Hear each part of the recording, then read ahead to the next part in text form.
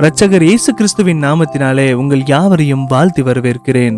என் வாழ்க்கை இருள் நிறைந்து வழியறியாமல் இருக்கிறதே. வேதாகமத்தை வாசிக்கிறேன், ஆனால் அதில் எனக்கு ஒரு வழிகாட்டுதலோ ஆறுதலோ கிடைக்கவில்லையே. நான் எப்படி இந்த நெருக்கடியிலிருந்து தப்பிப்பேன் என்று கலக்கத்தோடு அமர்ந்திருக்கிறீர்களா? இதோ உங்கள் மனக்கண்களை திறந்து தம்முடைய வார்த்தையின் மூலம் உங்களுக்கு அற்புதம் செய்ய போகிற ஒரு உன்னதமான சத்தியத்தை என்று தியானிக்கப் போகிறோம். உமது வேதத்தில் உள்ள அதிசயங்களை நான் பார்க்கும்படி என் கண்களை திறந்தருளும். சங்கீதம் 119:18. வேதாகமத்தில் இந்த 119ஆம் சங்கீதத்தை எழுதிய தேவ மனுஷன் கர்த்தருடைய வார்த்தையில் இருக்கும் அளவிட முடியாத வல்லமையை உணர்ந்து ஜெபித்த வார்த்தை இது.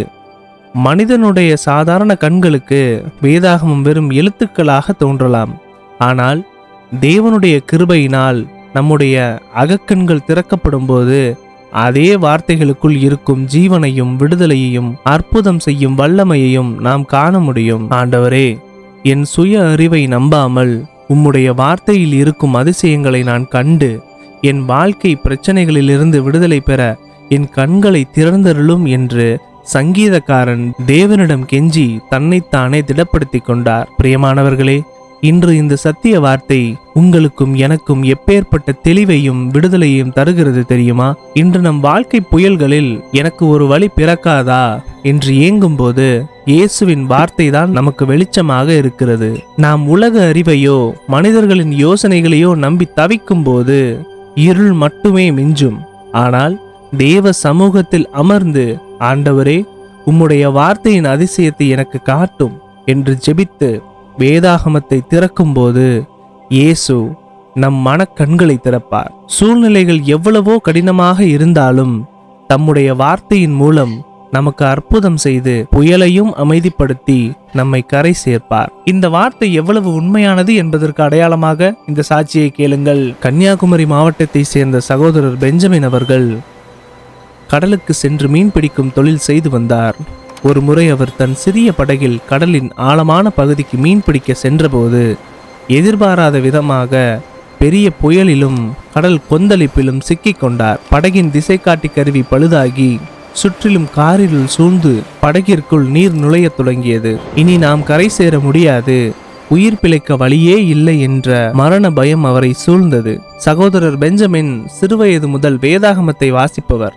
ஆனால் அன்றைய தினம் அந்த மரண போராட்டத்தில் தன் படகில் இருந்த சிறிய வேதாகமத்தை கையில் பிடித்து கொண்டு, ஆண்டவராகிய இயேசுவே, உமது வேதத்தில் உள்ள அதிசயங்களை நான் பார்க்கும்படி என் கண்களை திறந்தருளும், எனக்கு ஒரு வழியை காட்டும் என்று கண்ணீரோடு கதறி ஜெபித்தார். என்ன நடந்தது தெரியுமா? இயேசு அந்த மீனவரின் மனக்கண்களையும் சூழ்நிலைகளையும் திறந்தார். புயலின் காரிருளுகளுக்கு மத்தியிலும் வேதாகமத்தில் பேதுருவுக்கு இயேசு கடல் அலை மீது நடந்து வந்து உதவி செய்த சம்பவம் அவர் நினைவிற்கு வந்தது. அதே விசுவாசத்தோடு இயேசுவை நோக்கி கூப்பிட்டார். அடுத்த சில நிமிடங்களிலேயே அடர்ந்த இருளை கிழித்து கொண்டு தூரத்தில் ஒரு கலங்கரை விளக்கின் வெளிச்சமும் ஒரு பெரிய படகின் வெளிச்சமும் அவர் கண்களுக்கு தெளிவாக தெரிந்தது. அந்த படகில் இருந்தவர்கள் சகோதரர் பெஞ்சமினை காப்பாற்றி பத்திரமாக கரை சேர்த்தார்கள். இயேசு தம்முடைய வார்த்தையின் அதிசயத்தை அவருக்கு வெளிப்படுத்தி மரண இருளில் இருந்து அவரை தப்புவித்தார். இன்று சகோதரர் பெஞ்சமினுக்கு செய்த அதே இயேசு நம் வாழ்க்கையிலும் அற்புதம் செய்ய அவர் வல்லமையுள்ள தேவனாய் இருக்கிறார். கண்களை மூடி ஜெபிப்போமா? எங்களை அதிகமாய் நேசிக்கும் அன்பின் பரலோக தகப்பனே, உங்க நாம மகிமைப்படுவதாக, உமது ராஜ்யம் வருவதாக, பரலோகத்திலே செய்யப்படுவது போல பூமியிலும் செய்யப்படுவதாக. இதோ என் வாழ்க்கை இருள் சூழ்ந்து கிடக்கிறதே, புயல் போல பிரச்சனைகள் என்னை சூழ்கிறதே என்ற கலக்கத்தோடும் கண்ணீரோடும் இந்த வீடியோவை பார்த்து கொண்டிருக்கிற உம்முடைய பிள்ளைகளை உம்முடைய கரங்களில் ஒப்பு கொடுக்கிறேன் அப்பா. நாங்கள் கேட்ட சாட்சியை போல உம்முடைய பிள்ளைகளின் மனக்கண்களை நீர் திறப்பீராக. இவர்களுடைய இருளான சூழ்நிலைகள் மாறட்டும். உம்முடைய வார்த்தையின் அதிசயத்தையும் வெளிச்சத்தையும் தகப்பனை பிரகாசிக்க பண்ணுங்கப்பா. சகல ஆபத்துகளுக்கும் பயங்களுக்கும் இவர்களை தப்புவித்து அமைதலையும் விடுதலையும் தந்தருளுவீராக. உம்முடைய கிருபையினாலும் தெய்வீக சமாதானத்தினாலும் இவர்களை திடப்படுத்துங்க. இன்றும் ஸ்கூல் காலேஜ் செல்லக்கூடிய பிள்ளைகளை உங்க கருத்துல ஒப்புக் கொடுக்கிறப்பா.